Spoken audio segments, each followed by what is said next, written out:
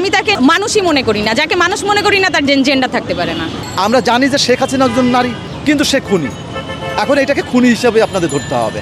এই যে আমরা এখানে যে প্রতিকৃতি দেখতে পাচ্ছি, ফ্যাসিস্ট হাসিনার প্রতিকৃতি, তো এই প্রতিকৃতি নিয়ে কিছু হলুদ সাংবাদিক লিখেছেন, নারীদেরকে বিতর্ক করার চেষ্টা করছেন, নারীদেরকে নিয়ে বিভিন্ন কথা বলছেন, আর সাধারণ মানুষদের মস্তিষ্কে কি বলবো যে খারাপ দূষণ বীজ বপন করছেন আর কি।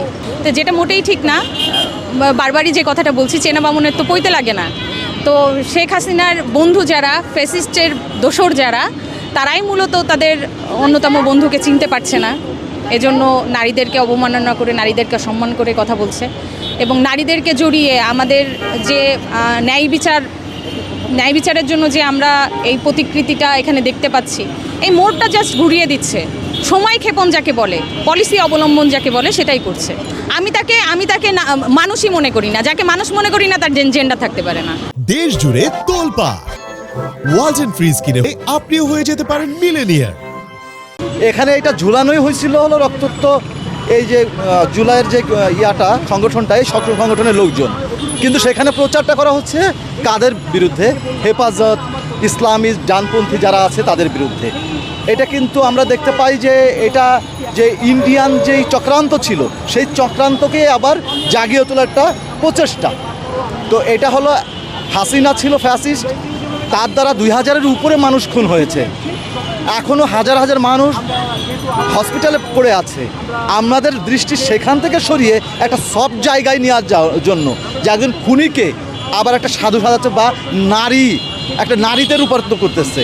আপনারা শুধু হাসিনার ক্ষেত্রেই না, আপনারা খেয়াল করবেন যে বিগত দিনে যারা শিল্প সাহিত্যের নামে, সাংবাদিকতার নামে, বুদ্ধিজীবিতার নামে যারা হাসিনার দোসর ছিল, তাদের এখন পরিচয় দিচ্ছে, যারা ওই সময় পরিচয় দিত আওয়ামী লীগ, তারা আওয়ামী লীগকে ধারণ করে, লালন করে, প্রচার করে, তারা এখন কেউ হয়েছে শিল্পী, কেউ হয়েছে সাধারণ শিক্ষক, কেউ হয়ে যাচ্ছে বুদ্ধিজীবী, কেউ হয়ে যাচ্ছে আপনার গায়ক, নায়ক, কিন্তু তারা এখন আওয়ামী লীগ পরিচয় দিচ্ছে না। কিন্তু আওয়ামী সময়ে সর্বোচ্চ সুবিধা কিন্তু এরা নিয়েছিল। এই হিসাবে না, এটা পুরোপুরিটাই ফ্যাসিস্ট হাসিনাকে, একটা ফ্যাসিস্টের চিত্র এটা, একজন খুনি মানুষের চিত্র এটা নারী পুরুষ দিয়ে বিভেদ করলে বড় ভুল হবে। এবং যারা এটা করতে চাচ্ছে, নারীর অবয়ব এটা নারী হিসাবে বলতে চাচ্ছে, আমরা জানি যে শেখ হাসিনা একজন নারী, কিন্তু সে খুনি। এখন এটাকে খুনি হিসাবে আপনাদের ধরতে হবে। যিনি খুনি, যিনি গণহত্যাকারী, যিনি ফ্যাসিস্ট, এবং যিনি আপনার অসংখ্য বাবা মায়ের সন্তানের প্রাণহানি করেছেন, তার তো আসলে জেন্ডার থাকতে পারে না। তো একজন খুনির পরিচয় একজন খুনি, একজন গণহত্যাকারীর পরিচয় একজন গণহত্যাকারী, এবং একজন আপনার আমরা বলবো দেশদ্রোহীর পরিচয় একজন দেশদ্রোহী। আমরা যদি জেন্ডার এক্ষেত্রে আমরা ছাড় দিতে চাই, সে এই জেন্ডার, তার দল এইটা, তার ধর্ম এইটা, তার মত এইটা, তার দেশ এইটা, সেক্ষেত্রে মানে আইনের দৃষ্টিতে সেটা সুবিচার হবে না। শেখ হাসিনাকে তো আমরা গণহত্যাকারী, ডাইনি পিশাচ, ফেরাউন, নমরুদ, হিটলারের মতো তাকে আমরা গণহত্যাকারী বলছি, এবং যেটা জাতিসংঘ স্বীকৃতি দিয়েছে। সেখানে এই বিতর্কটা সৃষ্টি করা হয়েছে অত্যন্ত উদ্দেশ্যমূলকভাবে। এখানে দেখানোই হচ্ছে যে শেখ হাসিনার সাজ পোশাককে তুলে ধরে সেই মোটিভটাকে কুশপুত্তলিকা হিসেবে প্রদর্শন করা হয়েছে।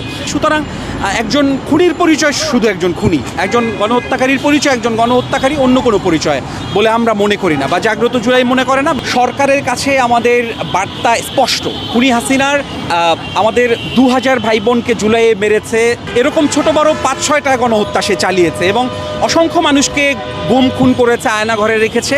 তো সেই গণহত্যাকারীকে যখন সেফ এক্সিট দেওয়া হয়েছে জুলাইতে, তাদের সঙ্গে এই রাষ্ট্রযন্ত্রের ইউনূস সরকারের কোনো মহলের একটি সমন্বয় হচ্ছে বা একটা আপোষকামিতা হচ্ছে নানান কিছুর বিনিময়ে। এখনও আমাদের বিচার নিশ্চিত হচ্ছে না, এবং বিচার প্রক্রিয়ার ধীরগতি দেখছি আমরা। এটা যেন ধীরগতি না হয়ে এই বিচার প্রক্রিয়া অত্যন্ত দ্রুত গতিতে আগায়, সেটা একটা আমাদের দাবি। এবং আওয়ামী লীগ যেহেতু এতগুলো গণহত্যা চালিয়েছে, এতগুলো হত্যাকাণ্ড ঘটিয়েছে, তাদের যেন নিষিদ্ধ ঘোষণা করা হয়।